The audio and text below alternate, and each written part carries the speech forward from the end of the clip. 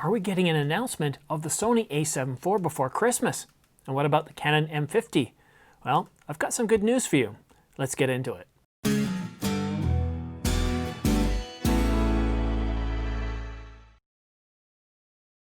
Hi, I'm Simon. Thanks for tuning into The Ordinary Filmmaker.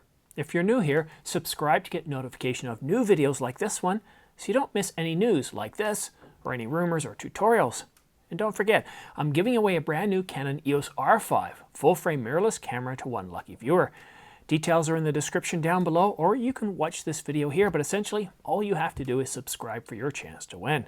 Sony Rumors reports that a camera with a code of WW638379 is registered in China.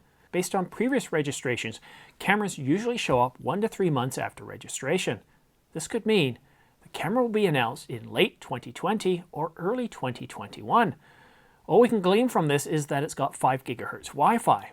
But could this be the long-awaited Sony a7 IV?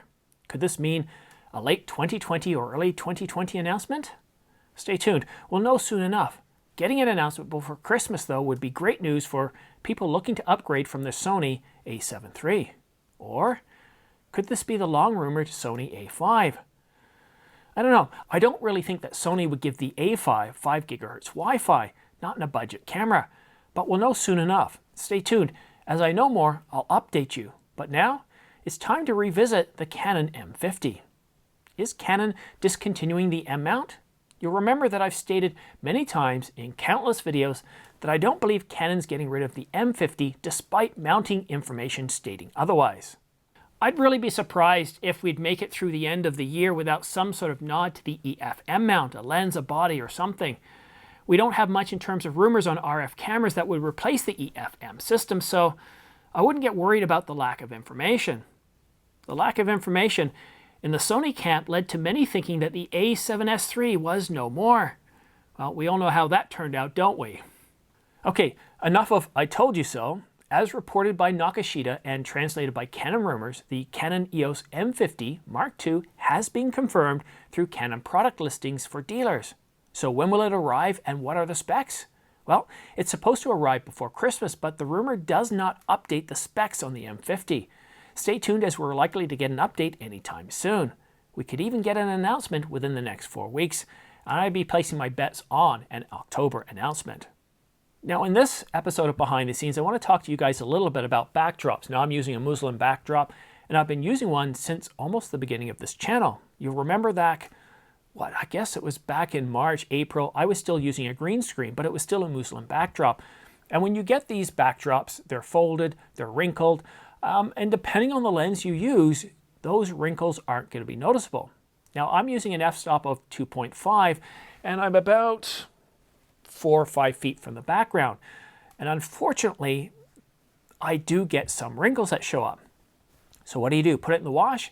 Not really recommended for Muslin backdrops. The best thing to do is to hang it, and then if you still get some wrinkles, this is one thing that I did. I purchased a steamer. And this steamer I think is around $15 on Amazon. And what you do is you hold it up to the creases, and within, 10 minutes or so, they're all gone. And I recommend using that to keep the backdrop smooth, to get the wrinkles out. I wouldn't recommend ironing it, because as you iron it, that can leave marks, and you'll just have ruined your backdrop. So steaming is really the best way to go, and it'll fix it right out. As you can see right behind me here, there's no wrinkles, and I used to have one right about here, which was really annoying me. And that was when I changed my f-stop. Back when I was shooting a couple of months ago, I was shooting with an f-stop closer to 1.8, but I didn't like the depth of field. I want to basically keep all of this section pretty much in focus and separate myself from the background, and I think the f2.5 does that much better, but I do have a bit of an issues with wrinkles on the backdrop. But yeah, steamer works really, really good. But that's it for now, guys. Don't forget to subscribe for your chance to win the Cinco Lav S6E and the M3 shotgun microphones. I'll be awarding this prize once the channel reaches 20,000 subscribers. And I'll be awarding the R5 once I reach 100,000 subscribers.